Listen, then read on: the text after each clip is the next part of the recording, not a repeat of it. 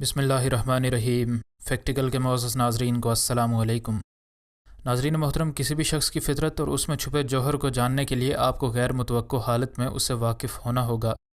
इस कहानी को सुनने के बाद हमारा मशवरा है कि बहुत से अमीर लोगों को भी वही करना चाहिए जो कि इस कहानी के मरकज़ी किरदार ने किया था। तो चलिए बात करते हैं डॉन मोनेट्रो की, जो कि एक करोड़पति शख्स था। ये शख्स स्पेन और उसके मज़ाफ़ात में बहुत से रेस्टोरेंट्स का मालिक था और आज इसी की कहानी हम नाजरीन को सुनाएंगे। लेकिन इससे पहले कि वीडियो को मज़ीद आगे बढ़ाया जाए, अगर आप फैक्टिकल के नए नाजरीन में से हैं तो हमारे चैनल को सब्सक्राइब कर लें। नाजरीन ग्रामी, हुआ कुछ यूँ कि इस शख्स का कैंसर आखिरी स्टेज पर डायग्नोज़ हुआ। उसे जिगर में शदीद दर्द रहता था, मगर अपने रोज़मर्रा की मसरूफियात की वजह से उसने कभी इस दर्द पर ध्यान ही न दिया। और जब उसे कैंसर डायग्नोज़ हुआ तो उस वक्त कोई उम्मीद बाकी न थी कि वो किसी भी तरह से बच सके। उसने फ़ैसला किया कि वो अपने आखिरी महीनों में उन लोगों की बेहतर ज़िंदगी के लिए कोशिश करेगा जो उसके मुस्तहिक हैं। उसने बेघर लोगों की तरह फटे पुराने कपड़े पहने और अपने ही रेस्टोरेंट्स में जाने का फ़ैसला किया, ताकि वो जान सके कि एक भिखारी को देखकर उसके मुलाजमीन का क्या रद्द-ए-अमल होगा। और जिस तरह उन लोगों ने डॉन के साथ बर्ताव किया, उसे देखकर डॉन को बहुत दुख हुआ और उसकी आंखों से आंसू जारी हो गए। वो सबसे पहले जिस रेस्टोरेंट में गया वो पूरे शहर में बहुत मशहूर था। रेस्टोरेंट का मैनेजर उसके पास आया और गुस्से से लाल पीला हो गया और बाकी मुलाजमीन को बोला कि इस भिखारी को फ़ौरन से यहाँ से बाहर निकाल फेंको। डॉन मोनेट्रो ने कहा कि उसे कुछ खाने को दे दें, क्योंकि उसने बहुत दिनों से कुछ भी नहीं खाया। मैनेजर ने उसे मशवरा दिया कि अगर वो नहा धो के अपने गंदे कपड़े बदल ले तो उसे रेस्टोरेंट के पास खड़े होकर लोगों को खाना खाते हुए देखने की इजाज़त होगी। उसने मज़ीद कहा कि तुम्हारे लेवल के लोग यहाँ कभी भी कुछ भी नहीं खा सकते। डॉन को बहुत हैरत हुई कि उसने कई साल की मेहनत के बाद ये रेस्टोरेंट बनाया था ताकि हर तबके के लोग यहाँ आ सकें। उसने हमेशा अपने मुलाजमीन को हर तरह के लोगों के साथ इज़्ज़त और एहतराम से पेश आने को कहा था। उसने चंद मिनट यहाँ पर मज़ीद इंतज़ार किया कि शायद रेस्टोरेंट के दूसरे वर्कर्स उसकी मदद कर दें, लेकिन हालात इससे भी बुरे होते गए। चंद मिनट बाद एक शेफ़ आकर उस पर चिल्लाने लगा कि अगर तुम भूखे हो तो रेस्टोरेंट के पीछे चले जाओ, वहाँ मैंने कल का बचा खाना फेंका है, वो खा लो। तुम जैसे लोगों के लिए वही बेहतरीन खाना होगा। और आखिर पर सिक्योरिटी गार्ड ने उस बूढ़े आदमी को रेस्टोरेंट से निकाल दिया। मालिक को इस बात का बिल्कुल भी यकीन नहीं आ रहा था कि ये लोग गरीबों और बेघर लोगों के साथ ऐसा सलूक करते हैं। अगला रेस्टोरेंट एक खूबसूरत पार्क में था। जब डॉन ने दरवाज़ा खोला तो एक वेट्रेस फ़ौरन से उसके रास्ते में खड़ी हो गई। उसने मैनेजर से शिकायत की कि कोई गरीब आदमी उनके आलीशान रेस्टोरेंट में दाखिल होने की कोशिश कर रहा है। मैनेजर ने उसके जवाब में मजाक उड़ाते हुए कहा कि यह गरीब आदमी इस काबिल नहीं कि इस होटल से एक टॉफ़ी भी खरीद सके। डॉन ने कहा कि वो इस रेस्टोरेंट के मालिक का दोस्त है और पहले भी यहाँ आता रहता था, मगर बदकिस्मती से उसकी चोरी हो गई और उसकी सारी प्रॉपर्टी ज़ाया हो गई। अगर वो रेस्टोरेंट के मालिक से मिले तो वो उसे ज़रूर पहचान लेगा। मैनेजर ने जवाब दिया कि वो ख़ुद इस रेस्टोरेंट का मालिक है और वो उसे नहीं जानता, इसलिए बेहतर यही होगा कि वो रेस्टोरेंट छोड़ दे।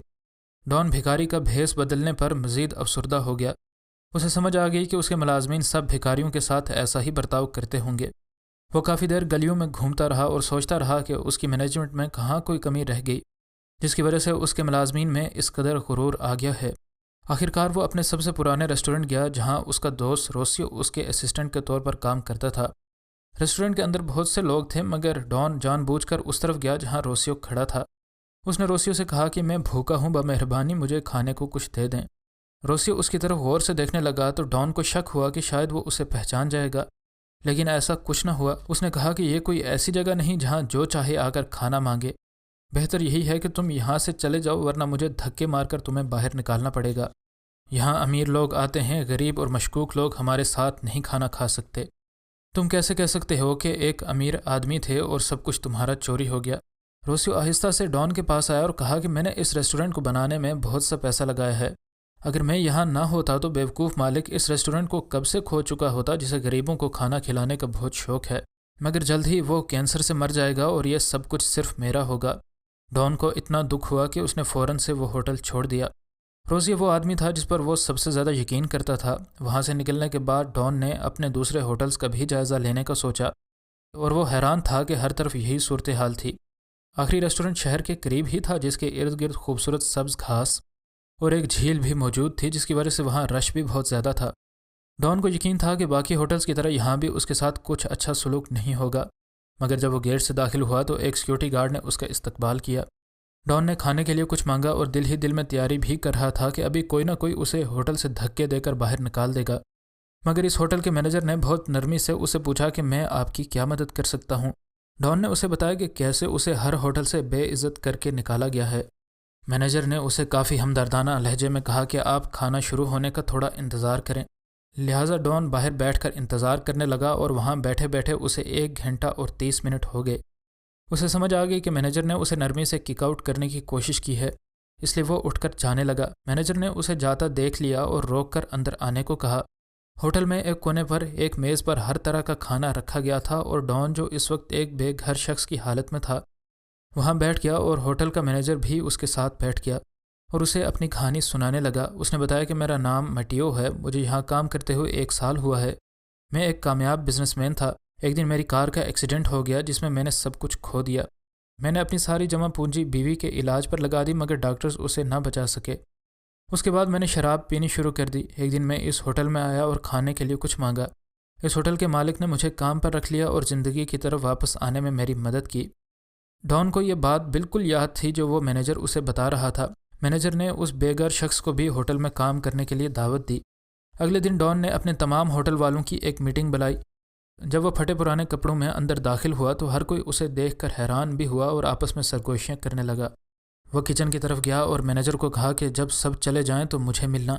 اس کے بعد اس نے اپنا حلیہ ٹھیک کیا مگر وہ پھٹے پرانے کپڑے پہنے رکھے۔ جب سب لوگوں نے اسے دیکھ کر پہچان لیا تو سب حیران تھے۔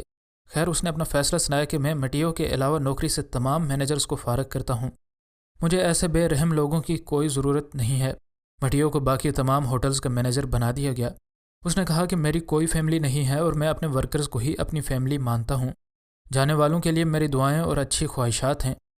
آج اس میٹنگ میں ڈان کے تمام ہوٹلز کے بڑے بڑے مینیجرز موجود تھے اور ماسوائے مونٹیو کے تمام لوگ منہ لٹکائے بیٹھے تھے۔ ان کے پاس اپنے غرور پر شرمندگی کے علاوہ اور کوئی چارہ نہ تھا۔ ان میں سب سے زیادہ غصے اور شرمندگی میں ڈان کا اپنا دوست روزیو تھا، جو کہ یہی سوچ رہا تھا کہ کیسے ڈان کو ایک بار پھر سے راضی کیا جائے۔ اس نے ڈان کو منانے کے بہت حربے سوچے لیکن چونکہ تمام کے تمام واقعات ڈان کے اپنے ساتھ اور اپنی آنکھوں کے سامنے ہوئے تھے، اس وجہ سے اس کو کوئی ترکیب نہیں سوجھ رہی تھی کہ وہ کیسے ڈان کو ایک بار پھر سے راضی کر سکے۔ خیر اب نہ تو اس کی ڈان کے ساتھ ذرہ برابر دوستی باقی رہی تھی اور نہ ہی اب وہ ڈان کے کسی ہوٹل کا مینیجر باقی رہ سکتا تھا۔ ادھر مونٹیو اپنی رحم دلی کی وجہ سے اب ڈان کے تمام ہوٹلز کا مینیجر بننے پر بے حد خوش تھا اور اب وہ کار حادثے کی وجہ سے اپنے ناکام ہونے والے کاروبار سے بھی زیادہ کما سکتا تھا۔ اس کے بعد ڈان نے اپنی زندگی کے آخری دن ان اچھے لوگوں کے ساتھ گزارنے کا فیصلہ کیا جو اسے آخری ہوٹل میں ملے تھے۔ اپنی غلطیوں کو سدھارنے میں کبھی بھی دیر نہیں کرنی چاہیے اور اپنے رشتوں میں اور دوستوں کے ساتھ حسن سلوک کے ساتھ پیش آنے میں کبھی بھی دیر نہ کریں۔ مزید نئی ویڈیوز کے لیے ہمارے چینل کو سبسکرائب کر لیں۔ ویڈیو پسند آنے کی